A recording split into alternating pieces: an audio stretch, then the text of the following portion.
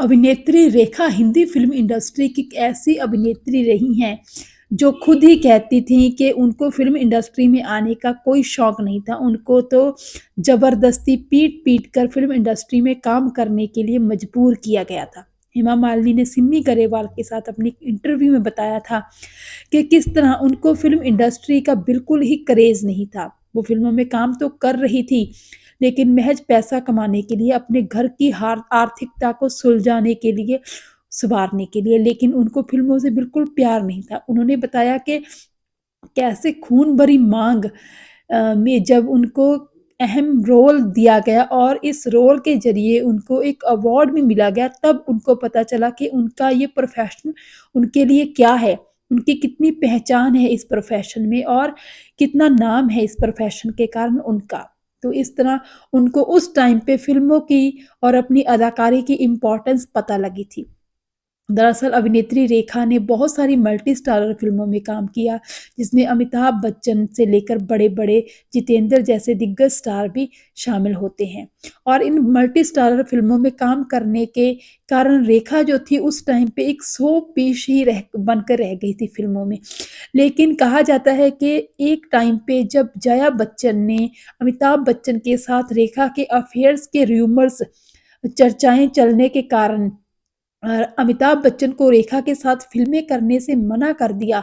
उस टाइम पे रेखा को निर्माता निर्देशकों ने अपनी फ़िल्मों में लेने से मना कर दिया था और उस टाइम पे रेखा के साथ पास कोई काम नहीं था और रेखा को ऐसा लग रहा था कि जैसे उसका करियर अब ख़त्म ही हो जाएगा, लेकिन ऐसा नहीं हुआ था।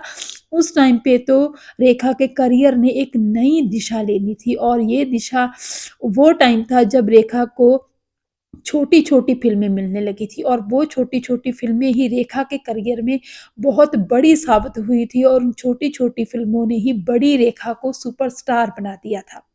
रेखा को एक बड़ी सुपरस्टार बना दिया था। वो फ़िल्में थी घर, खूबसूरत, झूठी। ये सारी फ़िल्में वो फ़िल्में हैं जिनमें हीरो थे तो सही लेकिन नाम के ही। कहने का मतलब ये है कि हीरो की भूमिकाएँ रेखा से ज़्यादा मजबूत नहीं थी। रेखा की भूमिका इन फ़िल्मों में ज़्यादा मजबूत थी और वो फ़िल्में थी ही पूरी की पूरी रेखा पर केंद्रित और इन फ़िल्मों में रेखा ने ज़बरदस्त एक्टिंग की और इस एक्टिंग के ज़रिए ही इन दमदार अदाकारी के ज़रिए ही रेखा इन फ़िल्मों के ज़रिए दर्शकों के मन में ना सिर्फ़ अपना एक ख़ास मुकाम बनाने में कामयाब हो गई, बल्कि वो खुद अपने दम पर सोलो हीरोइन के रूप में भी फ़िल्में हिट करवाने की एक जो थी सीढ़ी बन गई और बड़े-बड़े निर्माता, निर्देशक, दिग्गज निर्माता, निर्देशक उनको अपनी-अपनी फ़िल्मों में लेने के लिए तत्पर रहते थे और यही कारण था कि उसके बाद उनको खून भरी माँग जैसी बड़ी फ़िल्म भी मिली। और यही टाइम था जब रेखा ने अपने करियर का पीक टाइम देखा और यही वो टाइम भी था जब रेखा नंबर 1 सिंहासन की बड़ी दावेदार कही जाने लगी थी।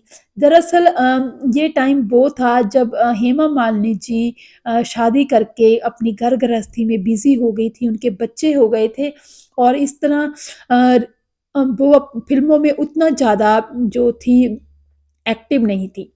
तो ये टाइम जीनत अमान का चल रहा था अच्छा टाइम, लेकिन इसी टाइम पे जब रेखा को ये फ़िल्में मिली खूबसूरत, झूठी और घर जैसी फ़िल्में मिली तो फिर रेखा का करियर जो था अवार में आना शुरू हो गया और रेखा के करियर ने एक नई दिशा लेनी शुरू कर दी और इस तरह इन सारी फ़िल्मों के ज़रिए जो ऋषिकेश मुखर्जी के साथ रेखा ने बनाई थी, वो बहुत ही ज़्यादा अच्छी रही, पॉपुलर रही और नंबर 1 के सिंहासन पर रेखा पहुँच गई। लेकिन कहा जाता है कि कोई न कोई नंबर 1 के सिंहासन का दावेदार तो पैदा हो ही जाता है।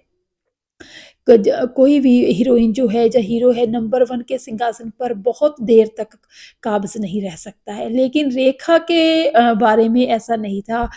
रेखा का अगर कोई कॉम्पिटिटर था, कोई मुकाबलेबाज़ था फ़िल्म इंडस्ट्री में सबसे बड़ा तो वो खुद ही थी।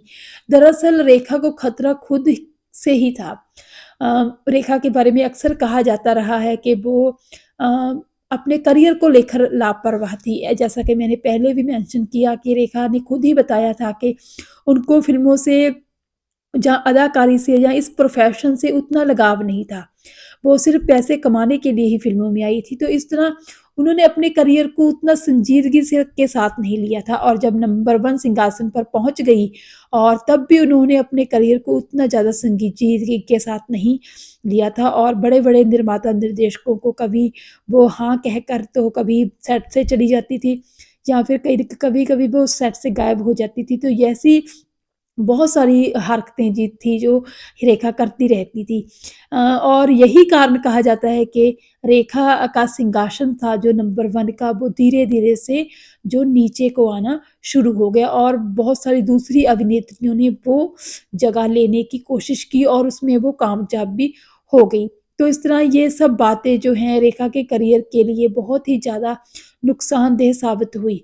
बहरहाल रेखा के करियर की समाप्ति तो इसे नहीं कहा जा सकता था क्योंकि रेखा तो उसके बाद भी बहुत सारी फ़िल्मों में रही हैं एक्टिव और उन्होंने बहुत सारी फ़िल्मों में एक्टिंग की है।